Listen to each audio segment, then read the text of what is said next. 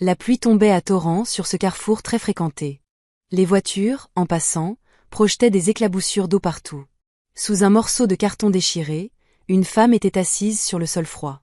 Elle tenait un bébé emmailloté dans un linge sale. 2 petits enfants étaient blottis contre elle, cherchant à rester au sec. La femme s'appelait Halima. Son visage était amaigri et fatigué. Ses vêtements étaient déchirés et couverts de boue. Le bébé dans ses bras pleurait doucement. Sa fille Zara, âgée de 5 ans, tenait une petite tasse. Son fils Gélani, âgé de 7 ans, en tenait une autre. Tous deux tendaient leur tasse aux passants. La plupart des gens passaient sans regarder. Certains jetaient des pièces dans les gobelets. D'autres se contentaient de secouer la tête et de s'éloigner rapidement. Le ventre d'Halima était gros et rond. Elle allait bientôt avoir un autre bébé. Elle toucha son ventre et ferma les yeux. La vie était devenue si dure. Une longue voiture noire descendait lentement la rue. À l'intérieur, un homme en costume de luxe était assis. Il s'appelait Musa. C'était l'un des hommes les plus riches du pays. Il possédait des hôtels, des banques et de nombreuses entreprises. On connaissait son visage grâce aux journaux et à la télévision. Musa regardait par la fenêtre de la voiture les rues détrempées par la pluie. Son chauffeur, Tinde, était assis à l'avant et conduisait prudemment dans l'eau qui recouvrait la chaussée. Musa ressentait un vide intérieur malgré sa richesse. Il repensait à sa vie et à tout ce qui lui était arrivé. Salut à tous. Avant de poursuivre cette histoire poignante, n'oubliez pas de vous abonner et d'activer les notifications. Laissez un commentaire pour nous dire d'où vous nous regardez. New York, Afrique du Sud, Canada, Jamaïque, partout dans le monde, nous voulons savoir ce que vous pensez. Revenons-en à notre histoire. La voiture s'arrêta à un feu rouge. Musa regarda de nouveau par la fenêtre. C'est alors qu'il la vit, la femme assise par terre avec les enfants. Son cœur s'est arrêté de battre un instant. Ses mains se sont mises à trembler. Sa bouche s'est ouverte. Il se pencha plus près de la fenêtre pour mieux voir. Non, ce n'était pas possible. Musa se frotta les yeux et regarda de nouveau. Le visage de la femme, ses yeux, son nez. Malgré la saleté et la tristesse qui se lisaient sur son visage, il la reconnut. C'était Halima, sa femme. Musa eut un trou noir. Il sentit sa poitrine se serrer. Il avait du mal à respirer. La femme qu'il regardait était sa femme. Celle qu'il avait épousée 7 ans auparavant. L'épouse qui a disparu de sa vie il y a 3 ans sans dire au revoir. L'épouse qu'il a cherchée partout en vain. Tuni, le chauffeur, a remarqué que son patron se comportait étrangement. Tuni se retourna et demanda si tout allait bien. Musa ne répondit pas. Son regard restait fixé sur Halima et les enfants. Le bébé, les 2 enfants tenant des gobelets. Son cerveau tentait de comprendre ce qu'il voyait. Sa femme était enceinte et mendiait dans la rue avec ses enfants. Le feu passa au vert. Les voitures derrière eux commencèrent à klaxonner. Tuni démarra en avant. Musa lui cria soudain de s'arrêter. Sa voix était si forte que Tuni sursauta. Musa lui ordonna de se garer immédiatement. Tuni gara rapidement la voiture sur le bas-côté. Musa ouvrit la portière avant même que la voiture ne soit complètement arrêtée et sortit en titubant sous la pluie. Ses chaussures de marque ont éclaboussé les flaques d'eau. Son costume a été immédiatement trempé. Il n'y a pas prêté attention. Il courut vers le coin de la rue où Halima était assise avec les enfants. Son cœur battait la chamade. Les passants le dévisageaient, intrigués par cet homme riche qui courait sous la pluie. Certains le reconnurent et le désignèrent du doigt. Musa les ignora tous. Il ne voyait que Halima. Il courut plus vite. Ses jambes étaient flageolantes. Tout son corps tremblait. Lorsqu'il fut près de lui, il s'arrêta brusquement. Il resta là, sous la pluie, à fixer le vide. Halima leva les yeux. Elle vit l'homme qui se tenait devant elle. Au début, elle ne le reconnut pas. Puis ses yeux s'écarquillèrent. Son visage devint blanc. Sa bouche s'ouvrit, mais aucun son n'en sortit. Elle connaissait ce visage. C'était son mari, Musa. L'homme qu'elle avait fui 3 ans auparavant. La voix de Musa n'était qu'un murmure. Il a prononcé son nom. Halima. Juste son nom. Rien d'autre. Ses yeux se remplirent de larmes qui se mêlèrent à la pluie sur son visage. Il regarda ses vêtements sales. Son corps maigre. Son ventre arrondi. Les enfants à ses côtés. Il eut l'impression que son cœur se brisait en 1000 morceaux. Halima se mit à pleurer. Des larmes coulaient sur son visage. Elle essaya de se lever, mais ses jambes étaient trop faibles. Elle retomba. Les petites Zara et Gélani se rapprochèrent de leur mère. Ils avaient l'air effrayés. Il ne savait pas qui était cet homme. Le bébé dans les bras d'Halima se mit à pleurer plus fort. Musa s'est agenouillé dans l'eau, là, en pleine rue. Il se fichait que son costume de marque soit abîmé. Il se fichait des regards. Il tendit la main vers Halima, mais s'arrêta. Il avait peur de la toucher. Peur qu'elle ne disparaisse à nouveau comme de la fumée. Où étais-tu? La voix de Musa se brisa lorsqu'il parla. Ses mots étaient déchirants et douloureux. Je t'ai cherché partout. Pendant 3 ans, je t'ai cherché chaque jour. J'ai engagé des gens pour te retrouver. J'ai vérifié tous les hôpitaux et tous les refuges. Où es-tu allé? Pourquoi m'as-tu quitté? Halima ne pouvait s'empêcher de pleurer. Elle se couvrit le visage de ses mains. Tout son corps tremblait. Les enfants regardèrent leur mère et se mirent à pleurer eux aussi. Ils ne comprenaient pas ce qui se passait. Zara serrait fort le bras d'Halima. Gélani se leva et tenta de protéger sa mère en se plaçant devant elle. Musa regarda le petit garçon. Gélani avait les yeux et le nez d'Halima. Il semblait avoir environ 7 ans. Le cerveau de Musa fonctionna rapidement pour calculer. 7 ans. Cela signifiait qu'Halima était enceinte lorsqu'elle a quitté. Elle portait leur enfant lorsqu'elle a disparu. Son fils. C'était son fils, et il ne l'avait jamais su. Puis Musa regarda Zara. Elle avait environ 5 ans. Son cœur se brisa encore davantage. Un autre enfant. 2 enfants dont il ignorait l'existence. 2 enfants qui ont grandi sans connaître leur père. 2 enfants vivant dans la rue et mendiant pour survivre. Ses enfants. Sa propre chair et son propre sang, vivant ainsi. Et le bébé. Musa fixait le minuscule nourrisson enveloppé dans le linge sale. Quel âge avait ce bébé? À qui appartenait-il? Les questions fusaient dans son esprit comme un feu d'artifice. Sa femme était de nouveau enceinte. D'un autre enfant. Où était-elle passée? Que lui était-il arrivé? Pourquoi vivait-elle ainsi dans la rue? Musa tendit de nouveau la main. Cette fois, il toucha doucement l'épaule d'Halima. Elle tressaillit, comme effrayée. Ce petit mouvement la blessait plus que tout. Sa propre femme avait peur de lui. Elle s'est dégagée de son contact. Elle serra les enfants contre elle, comme pour les protéger d'un danger. Je vous en prie. La voix de Musa suppliait. Parlez-moi. Dites-moi ce qui s'est passé. Dis-moi pourquoi tu es parti. Dis-moi pourquoi tu es là, dans cet état. Je suis ton mari. Ce sont mes enfants. Pourquoi mendiez-vous dans la rue? Pourquoi n'êtes-vous pas rentré? Pourquoi, Halima? Dis-moi pourquoi. Halima finit par parler. Sa voix était si faible que Musa pouvait à peine l'entendre à cause de la pluie. Elle a dit qu'elle devait partir. Elle n'avait pas le choix. Elle ne pouvait plus rester avec lui. C'était trop dangereux. Quelqu'un voulait lui faire du mal. Quelqu'un voulait détruire sa famille. Elle devait protéger son bébé. Alors elle s'est enfuie. Musa était perplexe. De quoi parlait-elle?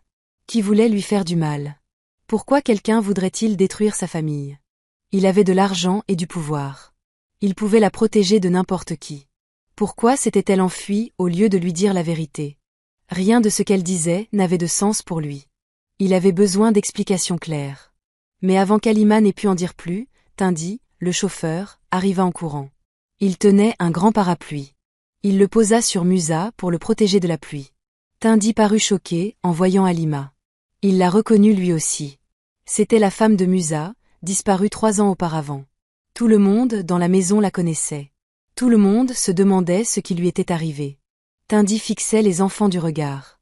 Puis il remarqua le ventre arrondi d'Halima. Son visage exprimait une surprise totale. Il ouvrit la bouche pour dire quelque chose, mais Musa l'interrompit. Musa ordonna à Tindi d'approcher la voiture immédiatement. Il ramenait immédiatement Halima et les enfants chez eux. Sans poser de questions. Sans discuter. Apporte juste la voiture. Tindi est retourné en courant chercher la voiture. Musa s'est de nouveau tourné vers Halima. Il lui a dit de venir avec lui. Elle devait rentrer chez elle, là où était sa place. Les enfants avaient besoin d'un abri décent et de nourriture. Elle était enceinte et malade. Elle ne pouvait plus rester dans la rue.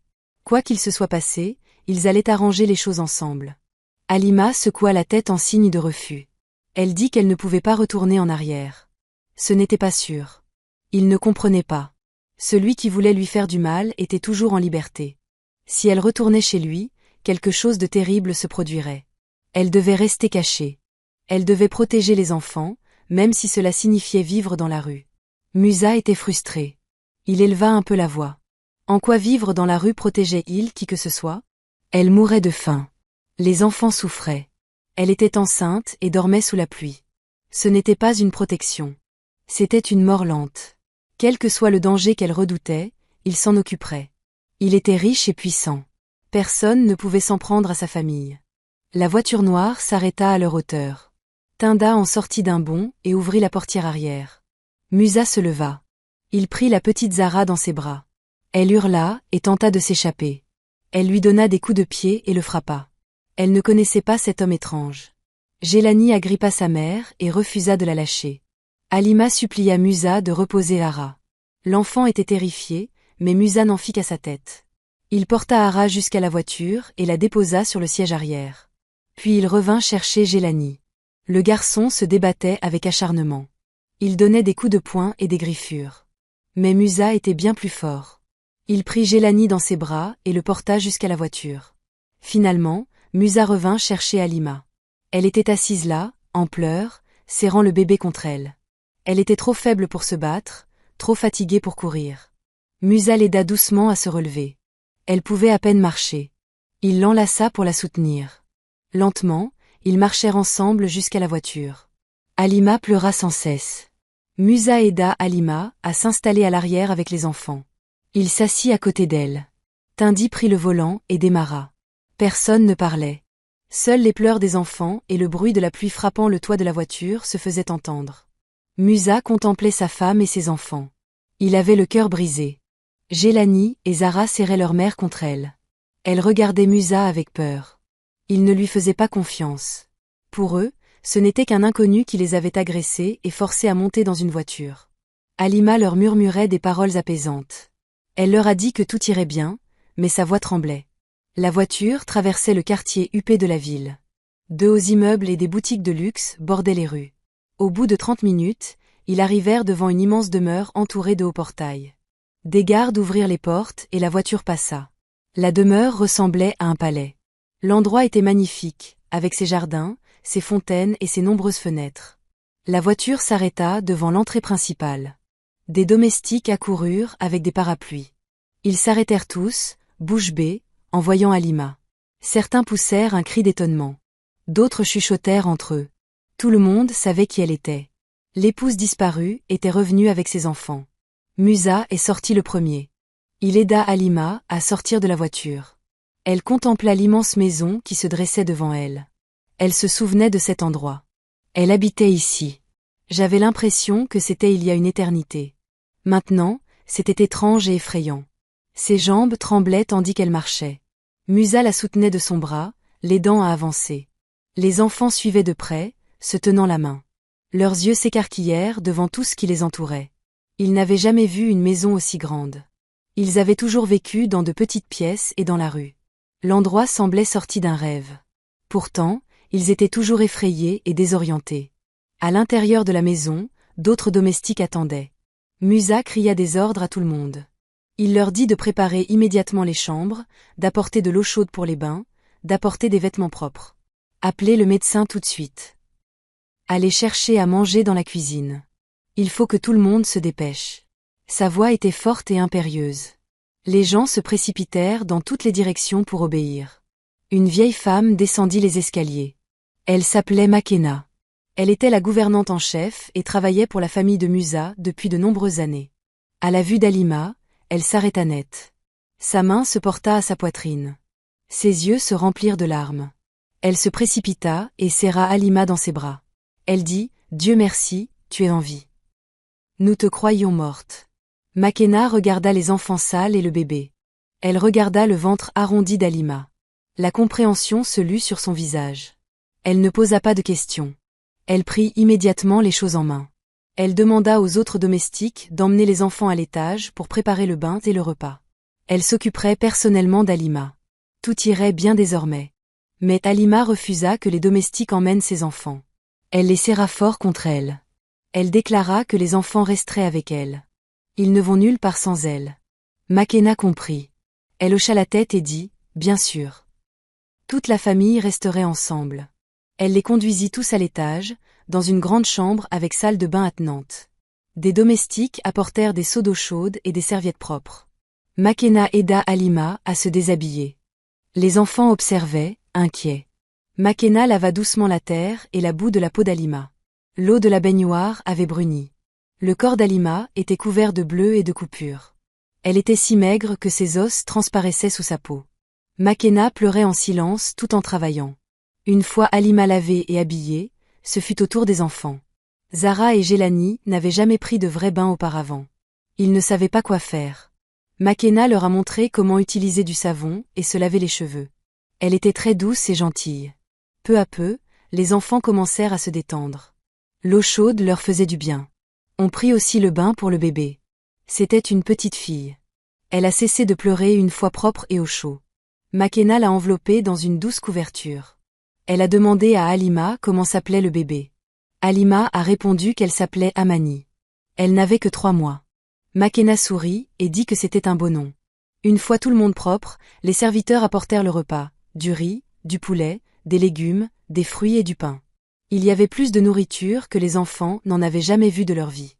Gélani et Zara la contemplaient avec des yeux écarquillés. Puis elles se mirent à manger comme si elles mouraient de faim. Parce qu'ils mouraient de faim. Halima mangeait lentement. Son estomac n'était plus habitué à la bonne nourriture. Makena lui dit de ne manger qu'un petit peu à la fois, sinon elle tomberait malade. Halima acquiesça.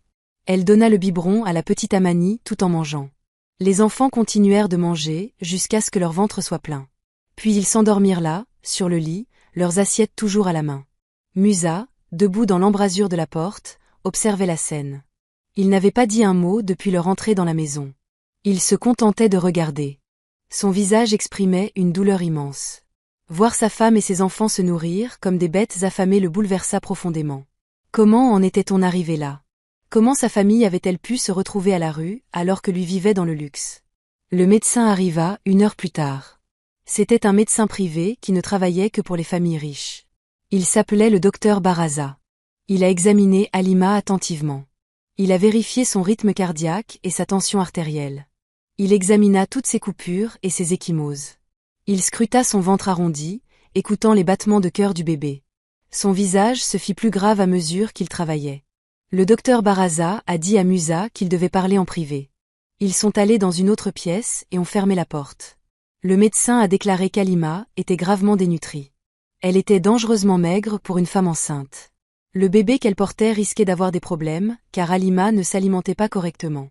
Elle souffrait également d'infections dues à des conditions de vie insalubres. Elle avait besoin de médicaments et de repos immédiatement.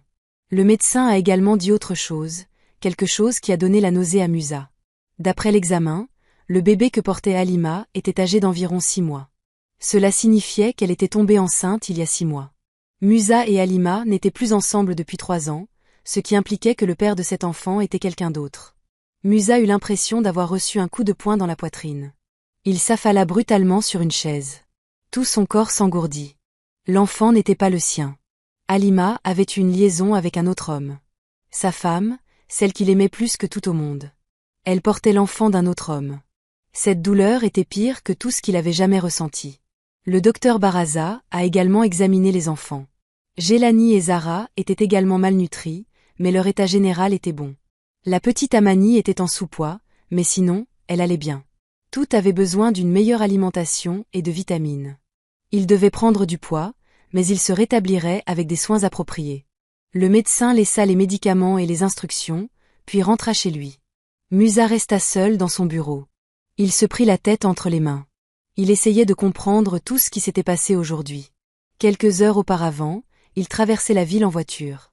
Sa femme disparue était de retour avec 2 enfants dont il ignorait l'existence, et enceinte d'un autre homme. Son monde s'était effondré. Une partie de lui avait envie de mettre Halima à la porte. Comment avait-elle pu le trahir ainsi? Comment pouvait-elle être avec un autre homme? Pourtant, une autre partie de lui l'aimait encore désespérément. Il l'avait cherchée pendant 3 ans. Il n'avait jamais perdu espoir. La voir ainsi dans la rue, brisée et souffrante, lui déchira le cœur. Et les enfants, Gélani et Zara, étaient son sang, son fils et sa fille. Ils avaient grandi sans père, car Halima avait fugué. Ils vivaient dans la rue, réduits à mendier à cause de ses choix. Mais ils étaient innocents. Ils n'avaient rien demandé de tout cela. Ils méritaient une belle vie. Ils méritaient leur père, même si leur mère l'avait trahi. On frappa doucement à la porte du bureau. Makina entra. Elle dit à Musa qu'Halima voulait lui parler. Elle le demandait. Le visage de Makina était doux mais grave. Elle dit qu'Halima était très contrariée. Elle devait lui expliquer la situation. Il devait l'écouter avant de la juger. Il se passait plus de choses qu'il ne le pensait. Musa se leva. Ses jambes étaient lourdes comme de la pierre. Il se dirigea lentement vers la chambre où se trouvait Halima. Les enfants dormaient tous dans le grand lit. Halima était assise sur une chaise près de la fenêtre. Elle paraissait si petite et fragile. Lorsqu'elle aperçut Musa, de nouvelles larmes coulèrent sur ses joues. Musa se tenait près de la porte. Il croisa les bras sur sa poitrine. Son visage était dur et froid. Il lui a dit de parler. De tout expliquer. De lui dire pourquoi elle avait détruit leur famille. Sa voix était empreinte de colère, mais sous cette colère se cachait une profonde souffrance. C'était un homme au cœur brisé. Halima prit une profonde inspiration. Ses mains tremblaient lorsqu'elle commença à parler. Elle dit qu'elle était désolée pour tout. Elle n'avait jamais voulu lui faire de mal. Elle l'aimait plus que tout au monde. Mais il y a 3 ans, un événement terrible s'est produit. Un événement qui l'a forcée à fuir. Un choix l'a contrainte à rester avec lui et à protéger leur enfant à naître. Elle a expliqué que tout a commencé lorsqu'elle a appris qu'elle était enceinte de Gélani. Elle était si heureuse. Musa était heureuse elle aussi. Ils allaient être parents. Mais alors, des choses étranges ont commencé à se produire. Quelqu'un la suivait. Elle voyait la même voiture devant chez elle tous les jours. Quand elle allait faire ses courses, quelqu'un l'observait. Elle se sentait constamment observée. Puis elle a commencé à recevoir des messages menaçants et des mots laissés sur sa voiture. Des lettres se sont glissées sous la porte. Les messages disaient des choses terribles. Ils disaient que son bébé ne naîtrait jamais. Ils disaient qu'elle allait tout perdre. Ils disaient que Musa allait souffrir. Les messages n'étaient pas signés. Elle ignorait qui les lui envoyait. Halima a dit qu'elle avait parlé des messages à Musa. Il lui a dit de ne pas s'inquiéter. Il a renforcé la sécurité de la maison. Il a engagé davantage de gardes. Il lui a assuré qu'elle était en sécurité. Mais les messages continuaient d'arriver. Ils devenaient de plus en plus graves et précis. Plus inquiétants encore. La personne qui les envoyait connaissait des détails de sa vie. Des choses privées.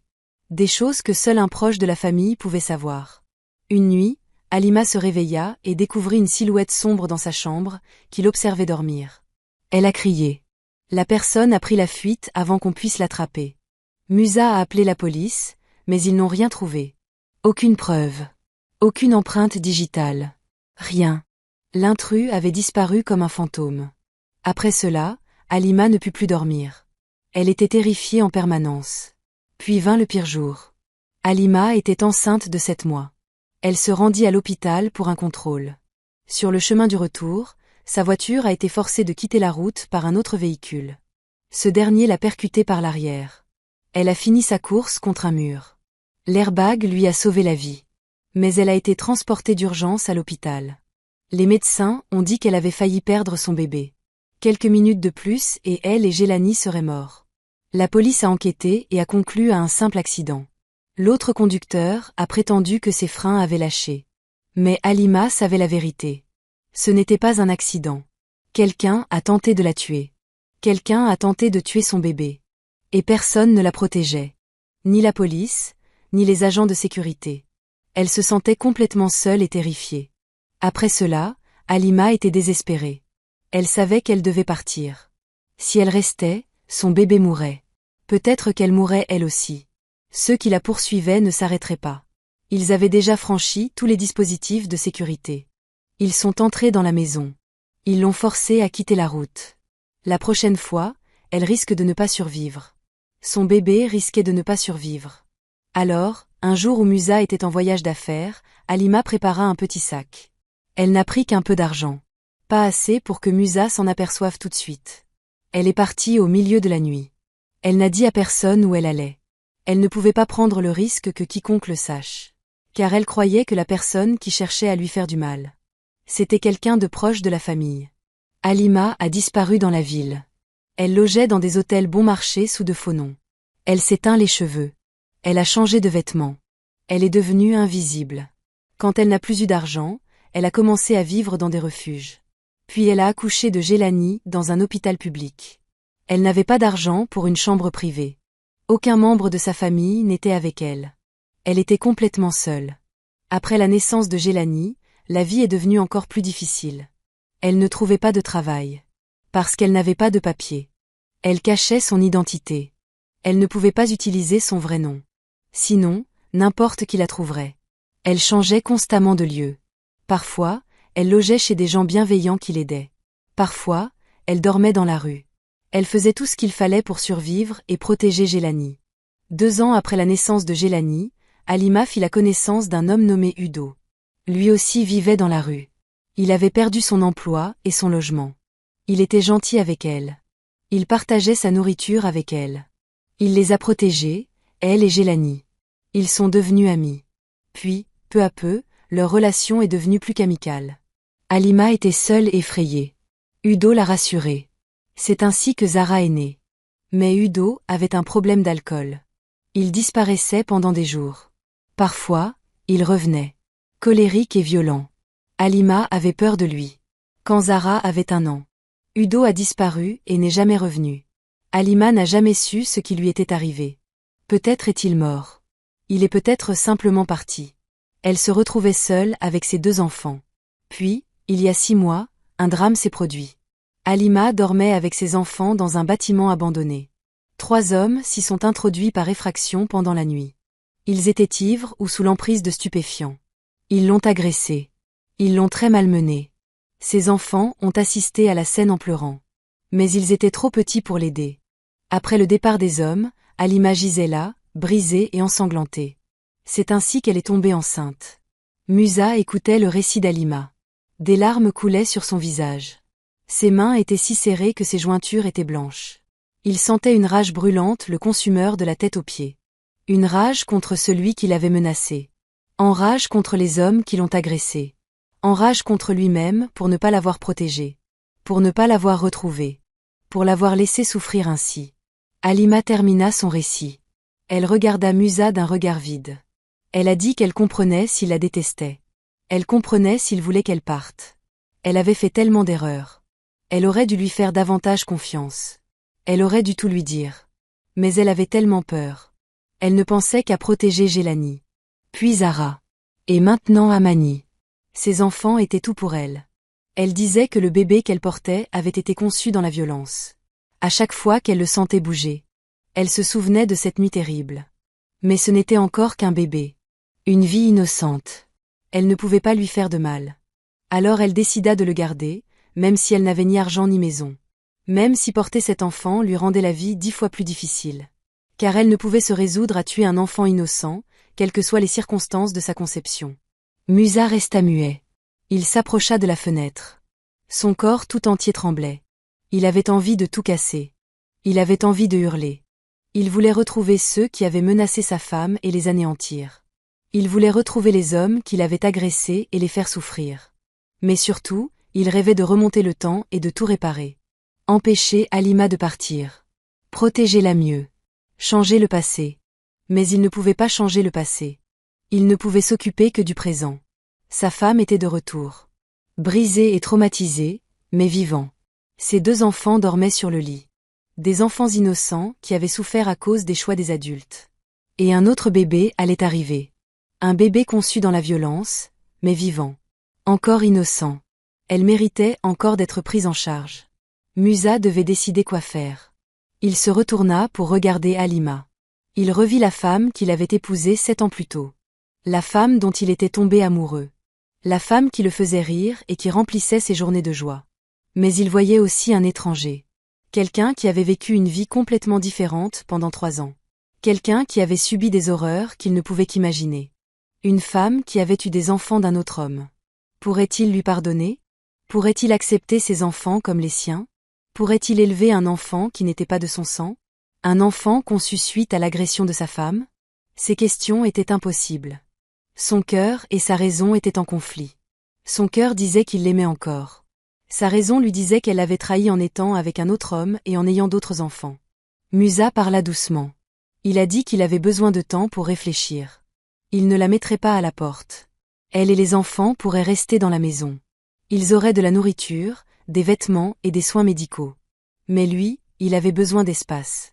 Il avait besoin de digérer tout ça. Il ne pouvait faire aucune promesse pour le moment quant à la suite des événements. Il avait simplement besoin de temps. Halima acquiesça. Elle comprenait. Elle ne s'attendait pas à ce qu'il lui pardonne ou qu'il la reprenne. Elle était simplement reconnaissante que ses enfants soient en sécurité et nourris. C'était tout ce qui comptait désormais pour elle. Ses propres sentiments n'avaient plus d'importance. Elle avait renoncé au bonheur depuis longtemps. Elle voulait seulement que ses enfants survivent. Musa quitta la pièce et retourna à son bureau. Il se versa un verre. Ses mains tremblaient tellement qu'il le renversa. Il s'assit à son bureau et se prit la tête entre les mains. Alors il se mit à pleurer. Des sanglots profonds et douloureux qui lui venaient du plus profond de son âme. Il pleurait tout ce qui était perdu. Tout ce qui était cassé. Tout ce qui était irréparable. Le lendemain matin, Musa avait des réunions à son bureau en centre-ville. Il est parti tôt, avant que quiconque ne se réveille. Il avait besoin de travailler. Il avait besoin de se concentrer sur quelque chose de normal. Quelque chose de logique. Les affaires, les contrats et l'argent étaient simples. Rien à voir avec le chaos qu'était devenu sa vie personnelle.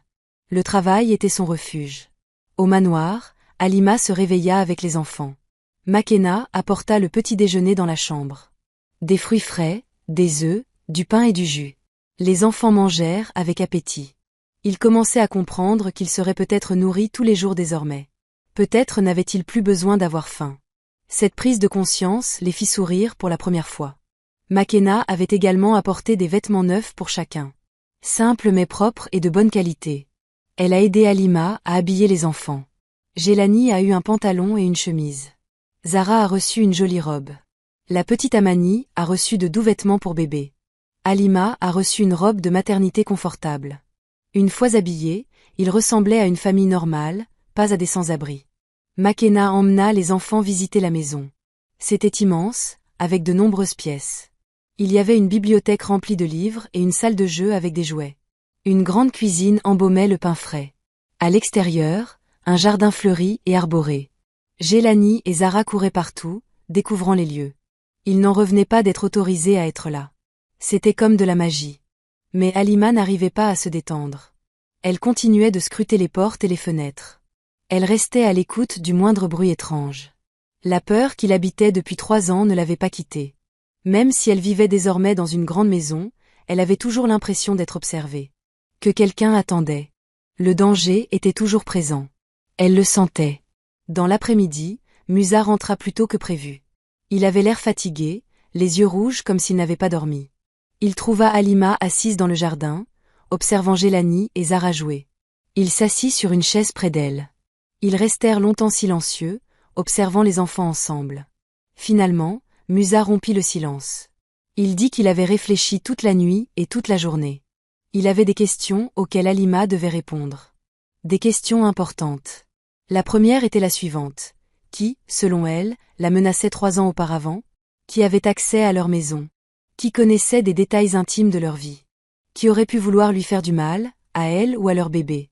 Elle pensait qu'il s'agissait d'un proche, mais qui? Halima baissa les yeux sur ses mains. Elle a dit qu'elle n'en était pas certaine, mais qu'elle avait des soupçons. Seules quelques personnes avaient accès à ce genre d'informations, à ce genre de connaissances. La mère de Musa était l'une d'elles. Sa mère n'a jamais apprécié Halima. Elle la jugeait indigne de son fils et souhaitait que Musa épouse une autre femme. Une personne riche et instruite. Musa sentit son estomac se nouer. Sa mère. Sa propre mère aurait-elle pu faire ça? Cela semblait impossible. Mais Halima continuait de parler. Elle raconta que la mère de Musa venait souvent lui rendre visite avant qu'elle ne tombe enceinte. Mais après l'annonce de sa grossesse, elle a cessé de venir. Elle est devenue froide et distante. Elle a fait des remarques sur la façon dont Halima avait piégé Musa en tombant enceinte. Comment Halima allait ruiner l'héritage familial. Il y avait aussi Obi, l'associé de Musa. Obi était comme un frère pour Musa. Ils ont bâti leur entreprise ensemble à partir de rien. Mais Obi voulait que Musa se concentre uniquement sur les affaires. Quand Halima est tombée enceinte, Musa a commencé à parler de passer plus de temps à la maison. À propos de la paternité. À propos du ralentissement. Obi était en colère à ce sujet. Il disait que Musa était faible, qu'il se laissait dominer par une femme. Et puis il y avait la secrétaire de Musa. Une femme nommée Neka. Neka avait travaillé pour Musa pendant de nombreuses années. Elle était efficace et intelligente. Mais Halima a toujours eu l'impression que Neka souhaitait plus qu'une simple relation professionnelle avec Musa. Neka lui touchait le bras en lui parlant. Elle restait tard au bureau seule avec lui. Elle s'habillait d'une manière qui semblait inappropriée pour le travail. Lorsqu'Halima est tombée enceinte, le comportement de Neka a changé. Elle est devenue froide envers Halima. Elle ne la regardait même pas. Elle programmait des réunions au même moment où Halima avait des projets avec Musa. On aurait dit que Neka était jalouse. Comme si Halima possédait quelque chose qui lui revenait de droit. Halima se demandait si la jalousie de Neka ne risquait pas de devenir dangereuse. Musa écoutait toute la conversation. Son visage exprimait le choc et la confusion. C'étaient des personnes en qui il avait une confiance absolue. Sa mère. Son meilleur ami. Sa secrétaire. L'un d'eux aurait-il vraiment pu tenter de faire du mal à Halima? Cela paraissait insensé. Mais Halima avait raison, ils étaient les seuls à avoir un tel accès. Les seuls à en savoir autant sur leur vie privée. Musa prit alors sa décision. Il mènerait l'enquête. Il découvrirait la vérité. Il avait des ressources, de l'argent et des relations. Il pourrait engager des détectives privés. Il pourrait consulter les relevés téléphoniques et les relevés bancaires. Il pourrait retrouver la trace de tous les messages menaçants reçus par Halima. Il retrouverait les responsables. Et il paierait pour ce qu'ils avaient fait à sa famille. Mais d'abord, il avait une autre question. Il a demandé à Halima pourquoi elle ne l'avait pas contacté après le départ d'Udo. Elle était seule avec 2 enfants. Affamée. Vivant dans la rue, pourquoi ne lui a-t-elle pas demandé de l'aide? Même si elle avait peur, elle aurait pu lui envoyer un message, lui faire savoir qu'elle était en vie. Pourquoi est-elle restée à l'écart? Halima se remit à pleurer. Elle répétait qu'elle avait voulu le contacter à maintes reprises. Elle y pensait tous les jours.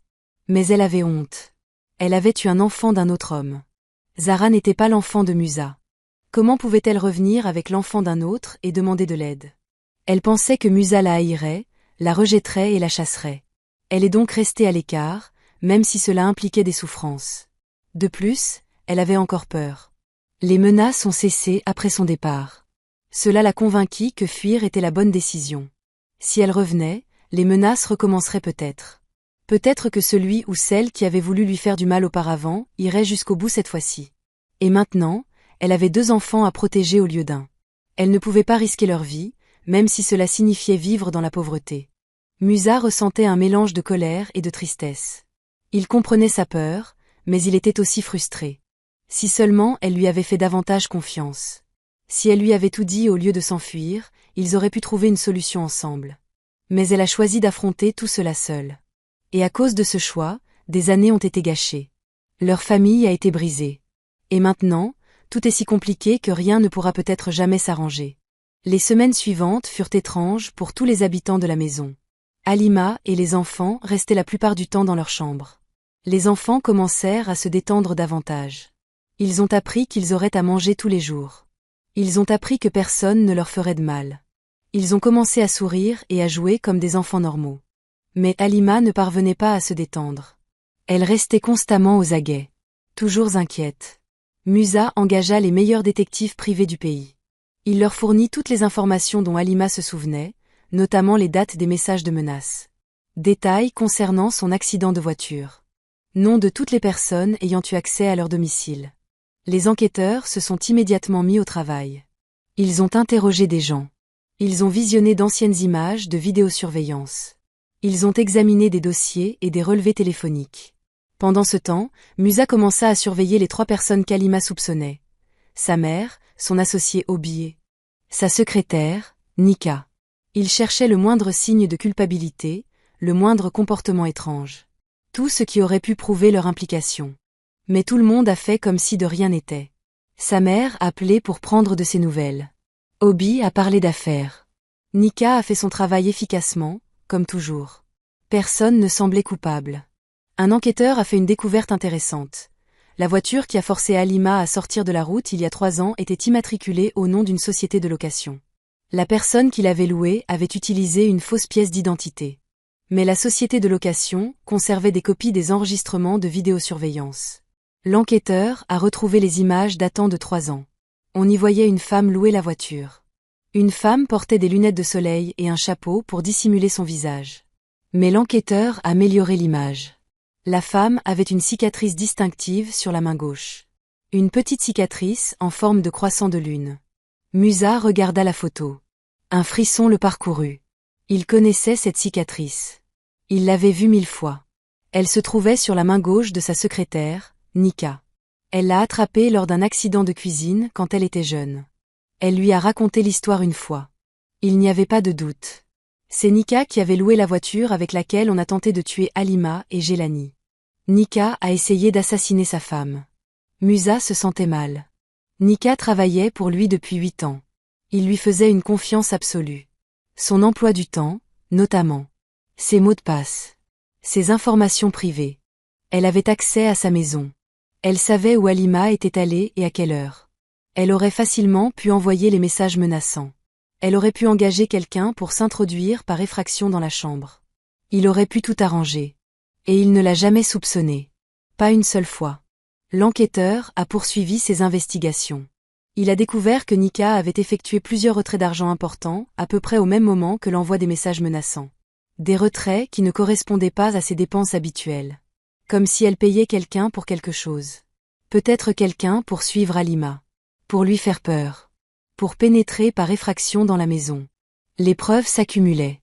Mais Musa avait besoin d'en être sûr. Il avait besoin que Nika avoue. Alors il lui a tendu un piège. Il a dit à Nika qu'Halima était revenue. Qu'elle logeait chez lui avec des enfants. Il observa attentivement la réaction de Nika. Pendant une fraction de seconde, son visage trahit le choc et la colère. Puis elle dissimula sa déception derrière un sourire forcé. Elle s'exclama, « C'est merveilleux !» Elle était si heureuse pour lui. Mais son regard disait tout autre chose. Ce soir-là, Nika est venue au manoir.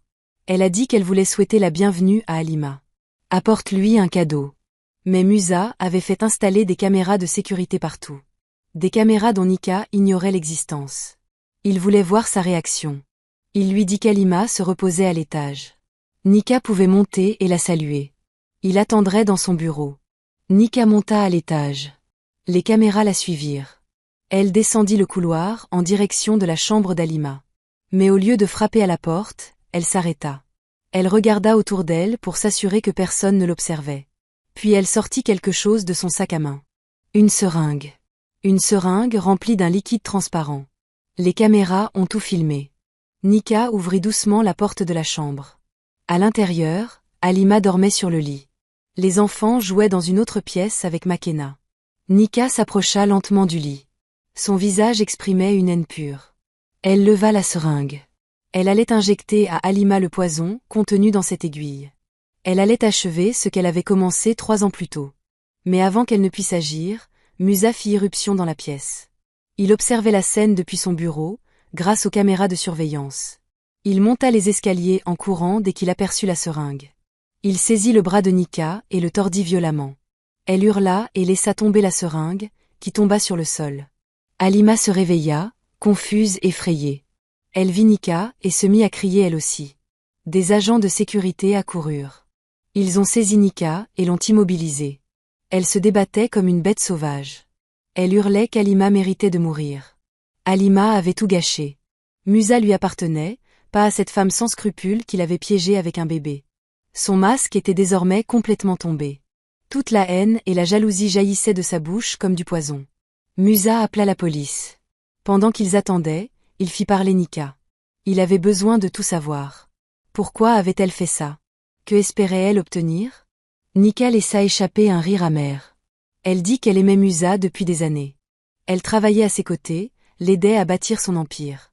Elle pensait qu'un jour il la remarquerait, qu'il comprendrait qu'elle était la femme idéale pour lui. Mais il épousa Halima.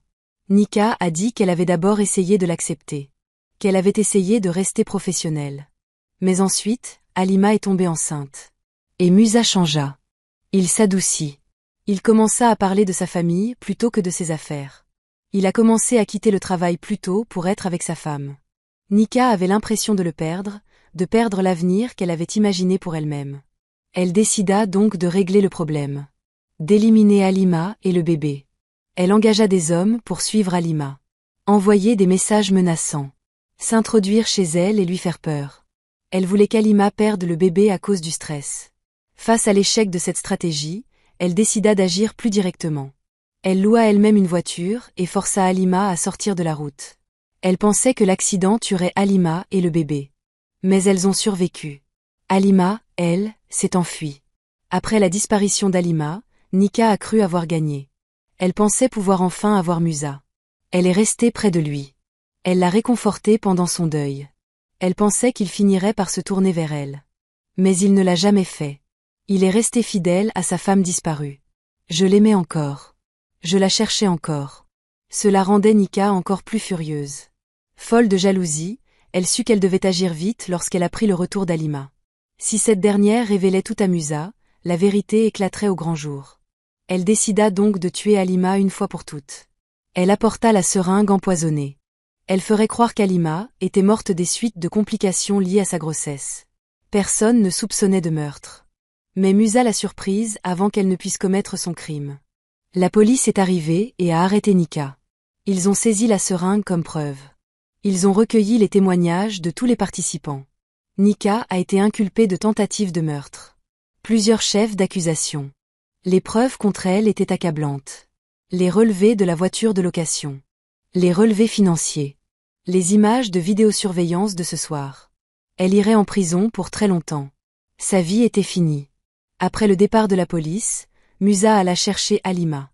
Elle était dans la chambre, tenant les 3 enfants dans ses bras. Elle tremblait et pleurait. Musa s'assit à côté d'elle et la prit dans ses bras.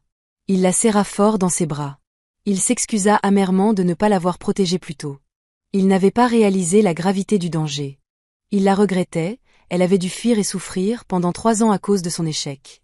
Halima pleurait contre sa poitrine. Elle a dit que ce n'était pas sa faute. Il ne pouvait pas le savoir. Personne ne pouvait savoir que Nika était si dangereuse. Rongée par la jalousie. Mais au moins, il connaissait maintenant la vérité. Celui qui voulait lui faire du mal a été arrêté. Le danger était passé. Pour la première fois en 3 ans, Halima eut l'impression de pouvoir respirer. Comme si elle pouvait enfin être en sécurité. Mais tant de choses étaient encore brisées entre eux. Tant de distance. Tant de souffrance. Musa regarda les enfants. Gélani, qui était de son sang. Zara, qui ne l'était pas. À la petite Amani, qui n'était pas la sienne. Au ventre rond d'Halima, qui portait un autre enfant, qui n'était pas le sien. Son cœur était brisé. Il ne savait pas comment réparer tout cela. Il ne savait même pas si c'était possible. Les jours passèrent. Puis des semaines plus tard, l'arrestation de Nika faisait la une de tous les journaux. Toute la ville en parlait. La secrétaire folle qui a tenté de tuer la femme de son patron.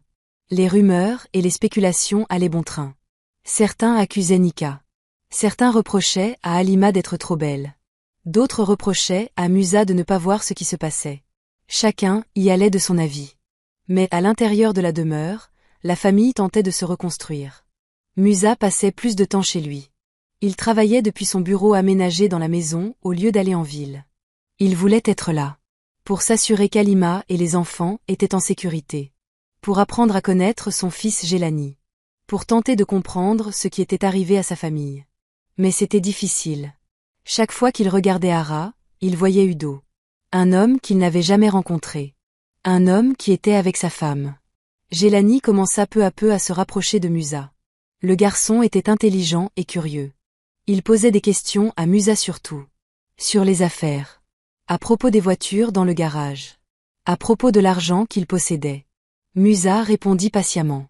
Il a appris des choses à Gélani. Il lui a montré comment lire des rapports financiers. Il l'a emmené visiter ses immeubles de bureau. Gélani absorbait tout comme une éponge. Il était sans aucun doute le fils de Musa. Il avait le même sens aigu des affaires. Mais Zara était différente. Timide et réservée, elle restait toujours près d'Halima. Elle ne parlait pas à Musa. Elle ne le regardait même pas. Quand il essayait de jouer avec elle, elle s'enfuyait. Elle ne se sentait en sécurité qu'avec sa mère. Musa essayait de ne pas en souffrir. Mais cela le blessait. Cette petite fille n'était pas de son sang. Mais elle était la fille de sa femme. S'il voulait récupérer Halima, il devait aussi accepter Lara. Mais l'accepter était difficile. La petite Amani était si facile à aimer. Elle était si minuscule et si vulnérable. Elle souriait à tout le monde. Elle ignorait tous des problèmes compliqués des adultes. Elle avait juste besoin d'être nourrie, câlinée et gardée au chaud. Musa se surprenait parfois à la prendre dans ses bras, à la bercer quand elle pleurait, à lui donner le biberon. Elle était innocente. Elle n'était pas responsable de sa venue au monde. Juste un bébé qui avait besoin d'amour. Et le bébé à venir. C'était la chose la plus difficile à laquelle Musa pouvait penser. Dans 3 mois, Halima allait accoucher. À un enfant conçu lors de son agression. Chaque fois que Musa regardait le ventre d'Halima, il ressentait de la colère. Non pas contre elle. Non pas contre le bébé.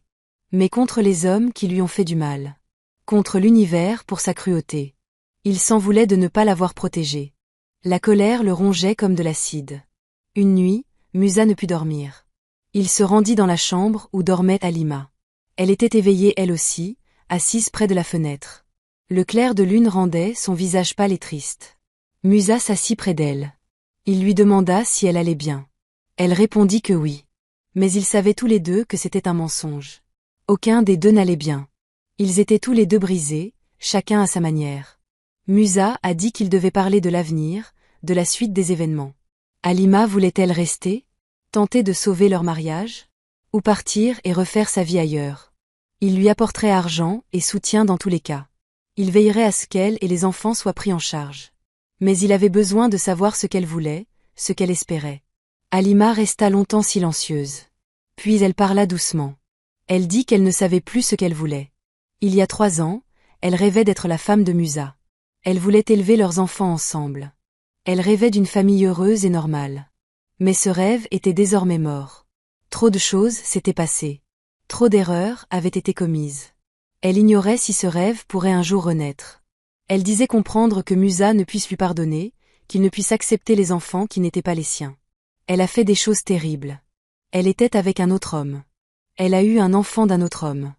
La plupart des hommes ne le pardonneraient jamais. Ils ne l'accepteraient jamais. Elle ne blâmerait pas Musa s'il voulait divorcer. S'il voulait qu'elle parte, elle comprendrait. Elle prendrait ses enfants et partirait. Mais où irait-elle? Elle n'avait pas d'argent. Pas de travail. Pas de famille pour l'aider. Elle se retrouverait à la rue, à nouveau. Avec 3 enfants maintenant. Bientôt 4. Comment allait-elle survivre? Comment allait-elle les nourrir? Cette pensée l'effrayait. Mais elle ne pouvait pas rester là si Musa ne la voulait pas. Elle ne pouvait pas le forcer à accepter une famille qui n'était pas vraiment la sienne. Ce serait injuste pour tout le monde. Musa écouta ses paroles. Son cœur était lourd comme une pierre. Une partie de lui avait envie de lui dire de partir. De prendre ses enfants et de s'en aller. De le laisser recommencer à zéro et oublier cette douleur. Mais une autre partie de lui ne pouvait imaginer sa vie sans elle. Même après tout. Même avec toutes les trahisons et les souffrances. Il l'aimait encore. Cet amour était comme une malédiction dont il ne pouvait se défaire. Il pensa à Gélani. Son fils. Un garçon intelligent et fort. Un garçon qui méritait de connaître son père. Grandir avec des opportunités et une bonne éducation. Avoir une belle vie. Si Halima partait, elle emmènerait Gélani avec elle. Musa allait perdre son fils. Cette pensée lui était insupportable. Il ne pouvait pas laisser Gélani retourner dans la rue. Il ne pouvait pas laisser souffrir les siens. Et même Zara. Même si elle n'était pas de lui, ce n'était qu'une petite fille. Une enfant innocente qui n'a choisi ni ses parents ni sa situation. Elle aussi méritait une chance de vivre une belle vie. Et la petite Amani. Et le bébé qui arrive. Tout innocent. Tout sans défense. Tous méritaient protection et sécurité. Comment pouvait-il les chasser? Comment pouvait-il les laisser souffrir alors qu'ils possédaient tant? Musa prit sa décision. Il dit à Halima qu'elle pouvait rester. Elle et tous les enfants. Ils vivraient ici, dans cette maison. Les enfants iraient dans de bonnes écoles. Il leur fournirait de la nourriture, des vêtements et tout le nécessaire. Il serait un père pour chacun d'eux, même pour ceux qui n'étaient pas de son sang. Parce que c'étaient les enfants d'Halima. Et il aimait Halima. Même si leur mariage était brisé, il ne pouvait pas l'abandonner. Mais il lui a avoué honnêtement qu'il ne savait pas s'il pourrait redevenir son mari. Pas au sens romantique du terme. Pas comme avant. La confiance a été brisée. L'amour a été mis à mal. Peut-être qu'un jour il pourra guérir. Mais peut-être pas. Pour l'instant, ils vivraient séparément sous le même toit, partageant la garde des enfants. Ils se comportent poliment l'un envers l'autre. Mais ils ne sont pas vraiment ensemble. Pas comme un vrai couple marié. Halima hocha la tête. Des larmes coulaient sur son visage. Elle dit merci. Merci de ne pas les avoir mis à la porte. Merci d'avoir donné une chance aux enfants. Elle ne s'attendait pas à ce qu'il l'aime à nouveau. Elle ne s'attendait pas à ce qu'il lui pardonne. Elle voulait simplement que ses enfants soient en sécurité. C'était tout ce qui comptait pour elle désormais. Son propre bonheur n'avait plus d'importance. Seuls les enfants comptaient. 2 mois passèrent. La vie reprit son cours normal. Les enfants s'épanouissaient. Gélani commença à fréquenter une école privée. Il adorait apprendre. Il s'est fait des amis. Il a commencé à ressembler et à se comporter comme un enfant normal et heureux, et non plus comme un enfant des rues. Zara a elle aussi commencé l'école. Elle était encore timide, mais peu à peu, elle s'est ouverte aux autres. Elle a commencé à sourire davantage. Elle a commencé à jouer avec des jouets. Elle a commencé à croire que cette nouvelle vie était réelle. Bébé Amani a grandi et s'est fortifiée. Elle s'est mise à ramper dans la maison. Elle riait et gazouillait. C'était un bébé heureux maintenant qu'elle était nourrie, propre et en sécurité. Makina adorait s'occuper d'elle. La vieille dame n'avait jamais eu d'enfant. Prendre soin de ses enfants lui apportait beaucoup de joie. Elle leur chantait des chansons et leur racontait des histoires. Elle était devenue comme une grand-mère pour eux. La grossesse d'Halima progressait. Son ventre s'était arrondi. Le docteur Baraza la suivait régulièrement. Il a déclaré que le bébé était en bonne santé malgré tout. L'accouchement allait bientôt avoir lieu. Halima avait peur à chaque fois qu'elle y pensait. Ce bébé lui rappelait la pire nuit de sa vie. Mais c'était aussi une vie.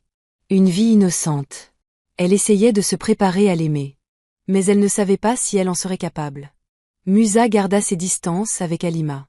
Ils parlèrent des enfants. Ils parlaient des horaires, des rendez-vous médicaux et des événements scolaires. Mais ils ne parlaient pas de leurs sentiments. Ils ne se touchaient pas. Ils ne prenaient pas leur repas ensemble. Ils étaient comme des étrangers vivant sous le même toit. Des associés élevant leurs enfants ensemble. Plus rien. L'amour qui les unissait n'était plus que cendre froide. Mais parfois, Musa observait Halima à son insu. Il la verrait jouer avec les enfants. Il la verrait rire à une remarque de Gélani. Il la verrait tresser les cheveux de Zara. Elle chantait pour Amani. Et son cœur se serrait. C'était la femme qu'il avait épousée. La femme qu'il aimait. Mais elle lui semblait si lointaine désormais. Comme une personne qu'il avait connue dans une autre vie. Quelqu'un qu'il ne pourrait plus jamais atteindre. Puis, une nuit, tout a basculé. Halima s'est réveillée avec une douleur atroce. Elle poussa un cri. Makina l'entendit et accourut. Elle vit Halima recroquevillée sur le lit, la main sur le ventre. Elle avait perdu les os. Le bébé allait arriver. C'était trop tôt. Elle n'était enceinte que de 8 mois. Mais le bébé n'en avait cure. Il était prêt à naître. Makina a crié au secours. Des domestiques sont arrivés en courant. Quelqu'un a appelé le docteur Baraza. Quelqu'un d'autre a appelé une voiture pour emmener Halima à l'hôpital. Musa est arrivé en courant, en pyjama. Il a vu Halima souffrir et son cœur s'est arrêté. Elle avait l'air si effrayée. Si petite. Il ressentit un besoin irrésistible de la protéger. Pour l'aider. Sans réfléchir, il lui prit la main.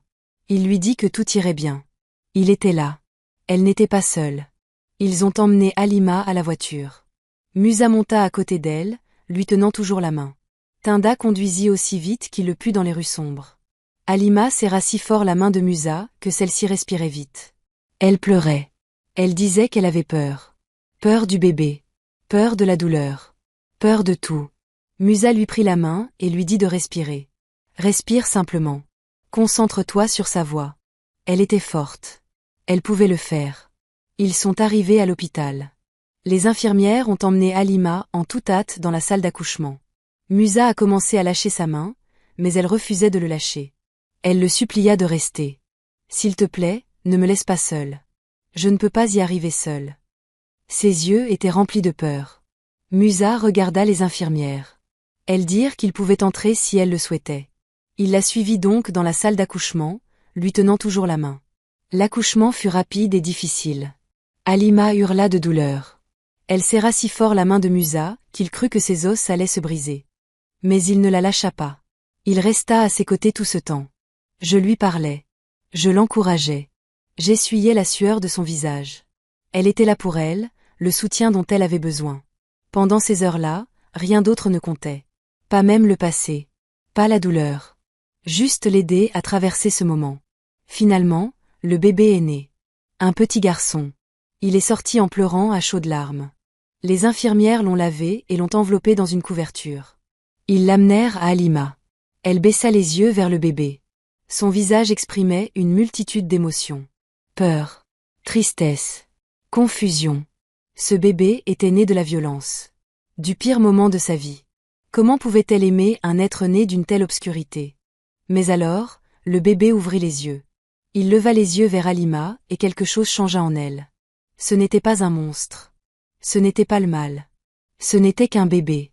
Un petit être humain sans défense qui n'avait pas choisi sa venue au monde. Il était innocent. Complètement innocent. Et il avait besoin d'elle. Besoin de son amour. Elle avait besoin d'elle. À cet instant, Halima sentit son cœur se briser. Elle se mit à pleurer. Mais cette fois, c'étaient des larmes différentes. Des larmes d'amour. Musa observait toute la scène. Il vit le bébé. Il vit Halima le tenir dans ses bras. Il vit l'amour naître sur son visage. Et quelque chose s'est brisé en lui aussi. Ce bébé. Cet enfant innocent. Né dans des circonstances terribles, mais encore un bébé. Méritant encore d'amour. Ayant encore besoin de protection. Musa sentit des larmes couler sur son visage. Il ne savait pas pourquoi il pleurait. Mais il ne pouvait pas s'arrêter. Halima leva les yeux vers Musa. Leurs regards se croisèrent. Pour la première fois depuis des mois, ils se virent vraiment.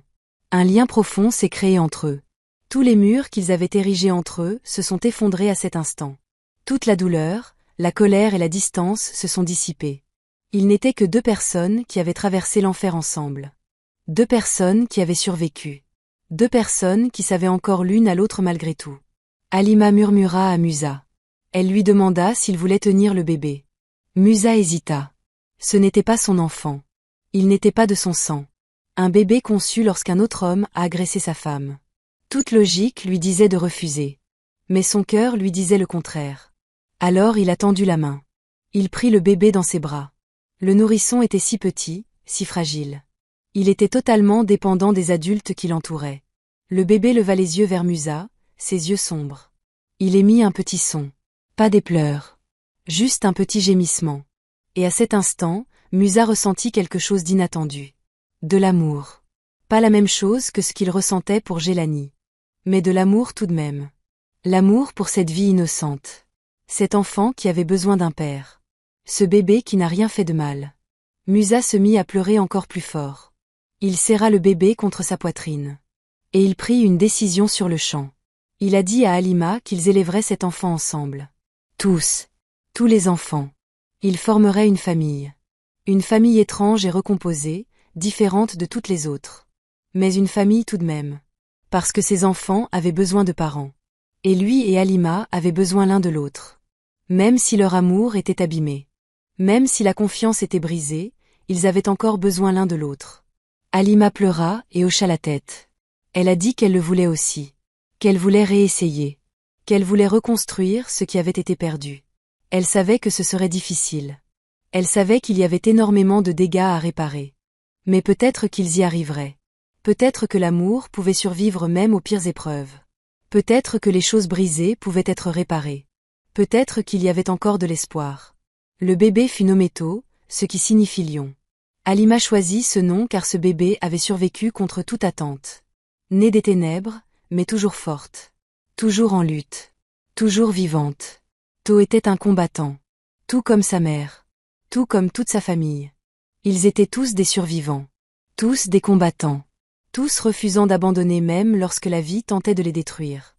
Ils sont restés 3 jours à l'hôpital. Puis ils sont rentrés chez eux. Makena avait tout préparé.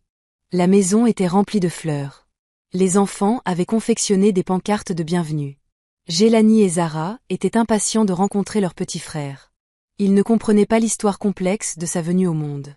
Ils savaient seulement qu'ils avaient un autre frère ou une autre sœur. Une autre personne à aimer. Dans les semaines qui suivirent, quelque chose de beau commença à se produire.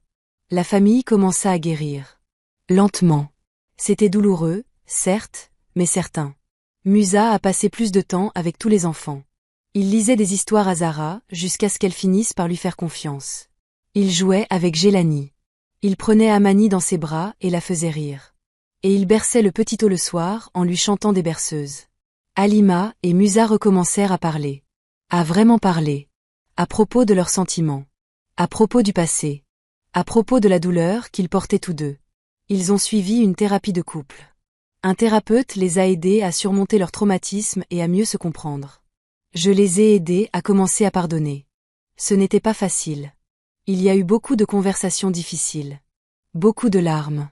Beaucoup de moments de colère. Mais peu à peu, ils ont fini par se retrouver. 6 mois après la naissance de Tho, Musa a demandé à Halima si elle voulait renouveler leur vœu de mariage. Il a dit qu'il voulait repartir à zéro, s'engager à nouveau envers elle. Non pas par obligation. Non pas à cause des enfants. Mais parce qu'il l'a choisi. Il a choisi de l'aimer malgré tout. Il a choisi de reconstruire leur mariage. Il a choisi de fonder une famille. Halima a dit oui. Ils ont célébré une petite cérémonie privée dans le jardin de leur maison, en présence de leur famille et de quelques amis proches seulement. Makina a pleuré de joie tout le temps. Les enfants portaient de beaux vêtements et jetaient des pétales de fleurs. Musa et Halima se tenaient face à face, main dans la main. Ils se sont promis de s'aimer, de se soutenir mutuellement et de ne jamais s'abandonner, quoi qu'il arrive. La fin n'a pas été parfaite. Il y a eu des jours difficiles, des jours où Musa était en proie à l'insécurité, des jours où Halima était assaillie par des souvenirs douloureux, des jours où les enfants manifestaient des comportements perturbateurs à cause de leur traumatisme d'enfance. Mais ils ont affronté ces épreuves ensemble. Ils ont appris à communiquer, à pardonner, à choisir l'amour plutôt que la colère, l'espoir plutôt que le désespoir. Jelani est devenu un jeune homme brillant. Il fit des études universitaires en commerce, comme son père. Il finit par reprendre l'une des entreprises de Musa et la géra avec succès. Zara devint artiste. Elle peignait de magnifiques tableaux qui représentaient à la fois l'ombre et la lumière. Son art apportait du réconfort à ceux qui avaient vécu des traumatismes. Amani est devenue enseignante auprès d'enfants défavorisés. Tal est devenue avocate, luttant pour la justice en faveur des victimes de violences. Tous les enfants connaissaient toute l'histoire. Musa et Halima ne leur ont rien caché. Ils leur ont tout expliqué de manière adaptée à leur âge, au fur et à mesure qu'ils grandissaient. Ils leur ont appris que la famille ne se résume pas au lien du sang. La famille, c'est l'amour, l'engagement et le libre choix. La famille, c'est être là les uns pour les autres, même dans les moments difficiles. La famille, c'est le pardon et la seconde chance. Neka a passé 15 ans en prison pour tentative de meurtre. Elle a fini par s'en sortir. Elle était une autre personne, brisée par la culpabilité et les conséquences de ses actes. Elle a envoyé une lettre à Halima pour s'excuser. Elle a dit qu'elle était malade à l'époque, rongée par la jalousie et l'obsession. Elle a reconnu sa responsabilité dans la douleur qu'elle avait causée. Elle a demandé pardon, sans s'attendre à l'obtenir. Il lui fallait juste trouver les mots. Halima réfléchit longuement à sa lettre.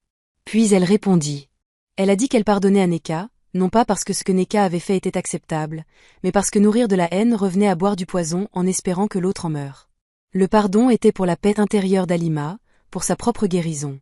Elle souhaitait à Neka le meilleur et espérait qu'elle trouverait elle aussi le chemin de la rédemption. Quant à Musa et Halima, ils restèrent ensemble jusqu'à la fin de leur jour. Leur amour n'était pas de ceux des contes de fées. C'était un amour véritable. Celui qui survit aux tempêtes et en ressort plus fort. Celui qui privilégie l'engagement à la facilité. Celui qui pardonne 70 fois 7 fois.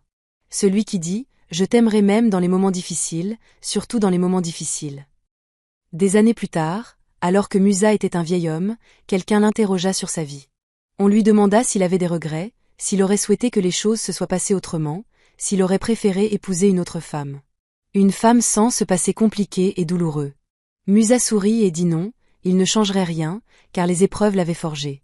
La douleur lui avait appris à aimer véritablement. Ses souffrances lui avaient révélé ce qui comptait vraiment. Il a déclaré que trouver Halima mendiant dans la rue ce jour de pluie avait été le moment le plus important de sa vie. Cela l'a complètement anéanti. Cela a brisé toutes ses illusions sur la vie, l'amour et la famille. Mais de ces fragments brisés naquit quelque chose de nouveau, de plus fort, d'authentique. Il était reconnaissant de chaque instant, même des plus douloureux, car tous l'avaient conduit vers la vie à laquelle il était destiné. L'histoire de Musa et Halima se répandit dans leur communauté. On parlait beaucoup du milliardaire qui, malgré tout, avait retrouvé sa femme à supplier. Certains le prenaient pour un fou, d'autres pour un saint. Mais la plupart des gens furent simplement touchés par la force de l'amour et du pardon. Cette histoire leur rappela que les secondes chances existent, que les choses brisées peuvent être réparées, que l'amour peut survivre même aux épreuves les plus sombres. Et ainsi, la famille continua à vivre, imparfaitement, mais unie, se soutenant mutuellement dans les bons comme dans les mauvais moments, célébrant les victoires et pleurant les pertes, évoluant, changeant et apprenant, restant humaine, authentique, une famille au sens le plus profond du terme. Non pas parce que tout était facile, mais parce qu'ils se choisissaient chaque jour, et ce choix a fait toute la différence. Cette histoire nous enseigne de nombreuses leçons importantes. Elle nous apprend que l'amour n'est pas qu'un sentiment, c'est un choix, un engagement, une décision quotidienne de rester présent même dans l'adversité. Cela nous apprend que la famille ne se résume pas aux liens du sang. C'est avant tout ceux qui sont là pour nous dans les moments difficiles, ceux qui nous soutiennent dans la tempête, ceux qui pardonnent nos erreurs et nous aident à nous améliorer. Cela nous apprend que chacun a son histoire. Cette femme qui mendie dans la rue est la fille, l'épouse, la mère de quelqu'un. Elle a des rêves, des peurs et un passé dont nous ignorons tout. Avant de la juger, rappelons-nous que nous ne savons pas ce qui l'a amenée à cette situation. Nous ignorons les combats qu'elle mène. La bienveillance et la compassion devraient toujours être notre premier réflexe. Elle nous enseigne le pardon. Le vrai pardon est difficile. Cela ne signifie pas oublier. Cela ne signifie pas que ce qui s'est passé était acceptable, mais cela signifie choisir de ne pas laisser l'amertume vous détruire. Choisir de libérer votre colère pour pouvoir guérir. Choisir d'avancer plutôt que de rester prisonnier du passé. Le pardon est un cadeau que l'on se fait à soi-même autant qu'à l'autre. Il nous enseigne que les enfants sont toujours innocents, quelles que soient les circonstances de leur conception et les actions ou omissions de leurs parents. Les enfants méritent amour, protection et opportunité. Ils méritent d'être en sécurité, nourris et instruits. La société a la responsabilité de prendre soin de tous les enfants, sans exception. Parce qu'ils sont notre avenir. Cela nous enseigne le pouvoir des secondes chances. On fait tous des erreurs, parfois de terribles erreurs, mais cela ne signifie pas qu'on est irrémédiablement perdu. Halima a commis des erreurs en fuyant et en ne communiquant pas, mais elle l'a fait par peur et par désespoir. Musa a commis des erreurs en ne prêtant pas plus attention aux menaces qui pesaient sur sa femme, mais il n'a pas agi par malveillance. Tous deux méritaient une chance de se racheter, d'apprendre de leurs erreurs, de mûrir et de faire mieux. Merci beaucoup d'avoir regardé cette histoire. Nous espérons qu'elle vous a touché et vous a amené à réfléchir différemment sur l'amour, la famille et le pardon. Abonnez-vous et activez les notifications pour ne manquer aucune de nos histoires. Si cette vidéo vous a plu, n'hésitez pas à la liker et surtout, partagez-la avec vos proches pour que ce message important puisse toucher un maximum de personnes. Laissez également un commentaire ci-dessous pour nous dire d'où vous nous regardez. Êtes-vous à New York, en Afrique du Sud, au Canada, en Jamaïque, à Londres, au Nigeria, au Kenya ou ailleurs dans le monde? Nous sommes toujours ravis d'échanger avec nos spectateurs du monde entier. Vos commentaires et votre soutien nous touchent profondément. En attendant, n'oubliez pas que l'amour et le pardon peuvent guérir même les blessures les plus profondes. Que Dieu vous bénisse.